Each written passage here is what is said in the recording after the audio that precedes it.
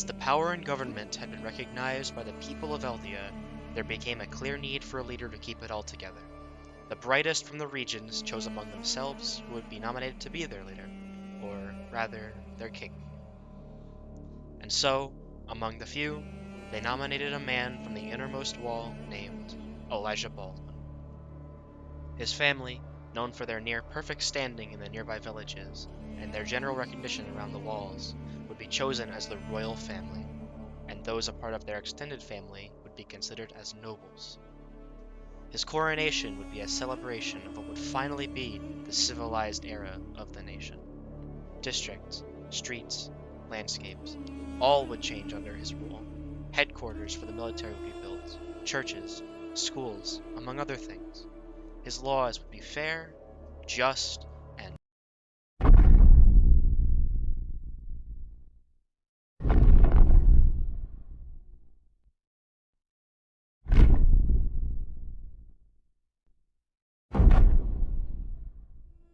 out of nowhere, the Titans appeared. Giant, humanoid, freaks of nature, slowly walked their way across the plains. Their trees, hills, mountains, nothing seemed to stop them. Hundreds of thousands were slain by these beasts, who seemed to falter at nothing but their own greed for human flesh. No one was safe from the horrors. Not men, women, children, elders, nobody. The only thing stopping the Titans seemed to be the walls. If not for them, humanity as it's known may not exist as it does today. The outsidemost gates were sealed shut, hoping and praying that the Titans did not break through, and people began to live life entrapped behind the walls. Any and all things, houses, pets, loved ones, outside, were considered lost to the giants. Humanity now seemed to forever be stuck.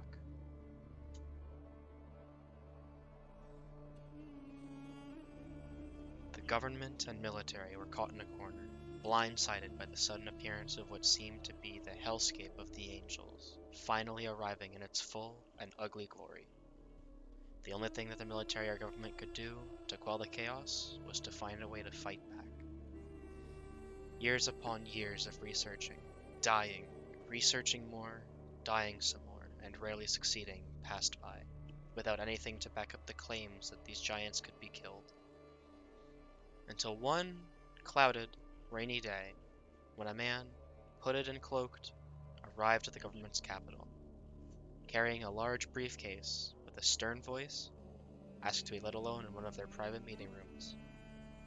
He was there for just 2 minutes before he departed with a much lighter briefcase in tow. Officials would walk in after him, unknowing what was going to happen, to find a single, loaded, brand new case of what is known today as ODM, a crystal that was labeled as gas crystal, and a notepad on how to replicate the mechanism. The military quickly took control of this item, taking nearly decades for a single soldier to be able to wield it properly, using the gear to simply outrun a Titan by using trees and objects to repel oneself as fast as possible.